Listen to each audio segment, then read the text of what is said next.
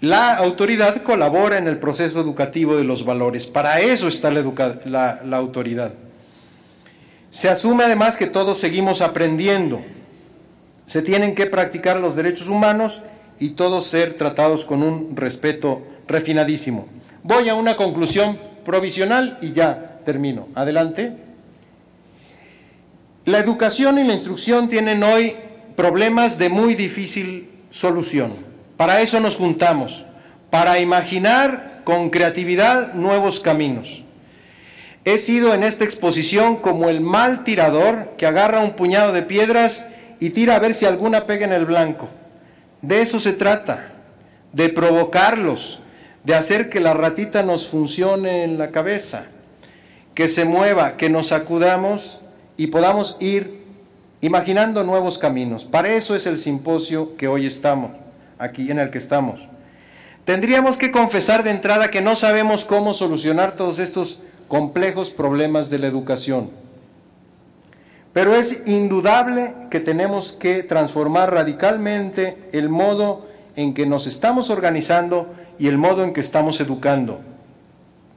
Debemos seguir la búsqueda en lugar de imponer dogmáticamente un solo modelo, dejando abierta la puerta a distintos modos de soluciones parciales. Adelante. Ahora les voy a hacer la propaganda que les dije que le iba a hacer. Vamos a la presentación de Muévete por la Educación. Decía que somos un grupo entonces de ciudadanos y vamos a ver qué causa todo esto, un factor adicional, muchos factores.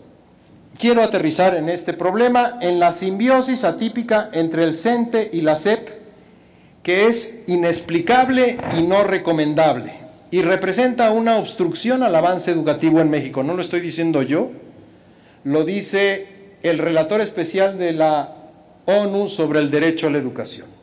Ese como problema central en los problemas educativos en el país. Hay reglas escritas y no escritas que fundamentan esta simbiosis. Está los decretos presidenciales, la creación del CENTE en el 44, el reglamento de las condiciones generales de trabajo del personal de la SEP en el 46, el reglamento de escalafón del 73, vamos adelante. ¿Por qué esto? ¿Cuál es el problema? El CENTE es la representación única de los trabajadores de la educación. Tienen una obligación de afiliarse cuando reciben su plaza. El gobierno es el que recauda las cuotas obligatorias del CENTE y luego se los pasa al CENTE. Directores, supervisores y personal de apoyo pedagógico son considerados de base y sindicalizados, es decir, todos. Permite la colonización de la SEP por parte del CENTE. Bueno, ahí tenemos al subsecretario de Educación Básica hoy, por ejemplo. Adelante. El CENTE controla plazas y controla el mercado de las plazas. Controla cómo se accede, cómo se mantiene y cómo se ascienden los trabajadores de la educación, cómo se realiza la gestión escolar, la carrera magisterial, controla a los supervisados, a los supervisores, la política educativa.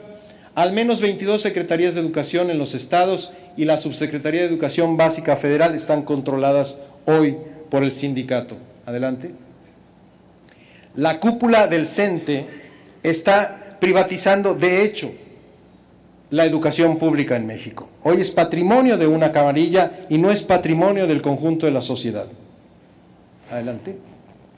¿Qué podemos hacer? Y ahí está la propuesta. Primero, consolidar un movimiento ciudadano, mantener una presencia activa en la opinión pública y no quitar el dedo del renglón, contar con una nueva propuesta de relación laboral, crear un espacio para la denuncia y la visibilización de abusos. Adelante. ¿Cómo se puede apoyar? Aportando talento, tiempo, contactos, recursos. Adelante. ¿Cómo? Firmando esta propuesta de Muévete por la Educación, difundiendo el mensaje e invitando a otros a adherirse, creando e impulsando grupos promotores, organizando eventos de información. Adelante. Participando en actos de la movilización. Ahora en mayo, a propósito del Día del Maestro, va a haber foros con jóvenes en todo el país. apoyando con trabajo voluntario, formando parte de un comité del Consejo Directivo, apoyando la procuración de fondos. Ahí pueden encontrar la información de qué se trata, cuáles son los principios y demás, www.porlaeducacion.mx, en Twitter @singrilla, en Facebook Por la Educación, y para entrar en contacto, en contacto@porlaeducacion.mx. Adelante. No son las personas, sino el modo en que estamos organizados, la simbiosis atípica. No se trata de quitar a Elvester, porque esa película ya la vimos y siempre llega alguien peor. Vamos a ver, por ejemplo, ahí está Sánchez Vite, luego Jongitud y luego Elvester, luego el que sigue. No se trata de eso, se trata de cambiar las reglas del juego. Adelante. De lo que se trata, como digo, es de cambiar las reglas del juego para mejorar la calidad de la educación. Adelante. Muévanse por la educación, esa es la invitación. Muchas gracias.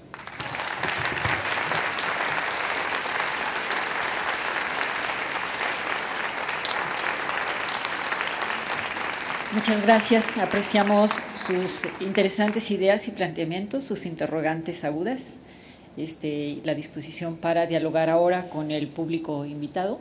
Si son tan amables de ir planteando sus preguntas, las decanes están ahí a los lados de las filas para facilitarles los micrófonos.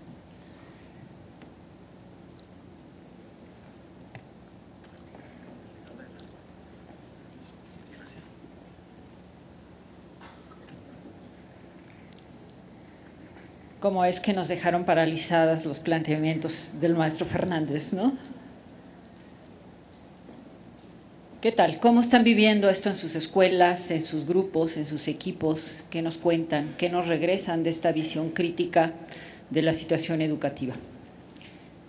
Me parece sumamente interesante cuando el maestro Fernández nos dice, lo primero es asumir que de verdad que estamos casi sin respuestas, ¿no? Casi sin respuestas. Que es importante empezar a movilizar otros mecanismos de generación de perspectivas, de una mirada distinta, de modos alternativos de ver la escuela, de ver los grupos, de ver el aprendizaje, los contenidos, ¿no? Cómo poder pensar con otras lógicas la educación, ¿sí? La educación y la escuela se generaron en una perspectiva de modernismo. El modernismo ya acabó, ya transitamos de esa etapa, entonces, ¿cuáles son ahora los papeles que nos toca jugar en este nuevo entorno, ¿no? De complejidad, de tecnologías, de dilución de las fronteras, ¿no? Bien, pues, adelante. Hola, buenas tardes. Totalmente de acuerdo porque estamos en una era de cambios. Desgraciadamente creo que en algunas de nuestras instituciones se intentan hacer esos cambios, pero son como muy superficiales. Me da la impresión que bueno, no es excepción de las instituciones públicas, eso de que muchas veces el directivo es a lo mejor alguien que tiene muy poca idea de esta complejidad del hecho educativo, y entonces los cambios suelen ser así como muy superficiales. En este sentido, a mí sí me preocupa esta parte de también la cuestión de los líderes de la educación. Bueno, si es que hay líderes en este campo. Quisiera ver tu comentario, por favor.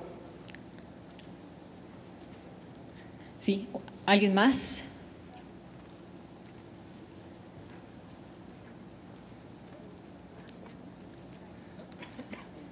Gracias.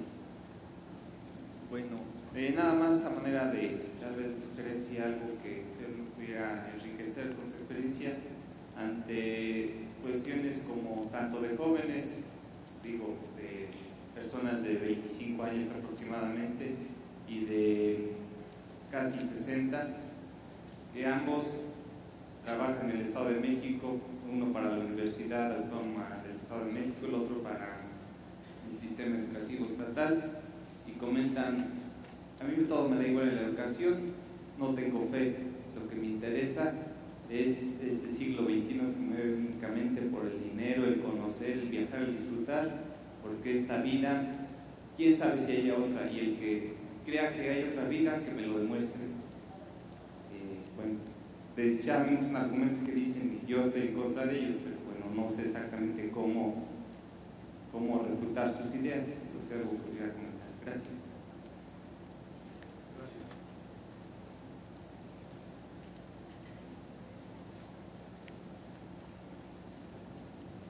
Acá al centro del pasillo, por favor.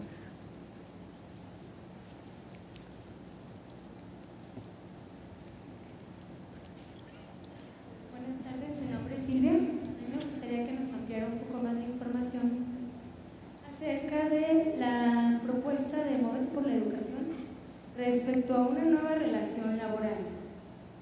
Gracias. Bien, vamos a ir de 3 en 3. Entonces, la compañera primero que habló, que se llama Guadalupe. Luego el compañero del Estado de México, que se llama Noé, gracias. Y luego Silvia. A ver, respecto de los directivos, dirigentes, líderes de la educación, mientras el criterio de encargo educativo sea político fundamentalmente y no académico, entonces en esa medida no va a poder haber rumbos claros en la educación.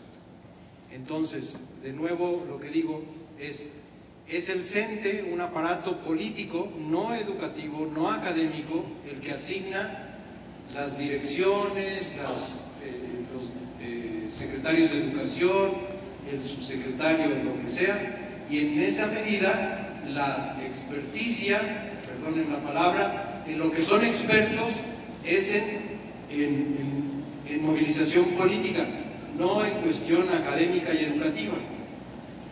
Pero se nos venden como si fueran académicos, como si supieran de educación, en realidad saben de otras cosas. Me parece que ahí es donde está el punto de quiebre fundamental. También que en los centros educativos los directores y directoras sean con base en méritos académicos, desarrollo profesional y no tanto por asignación de cuotas.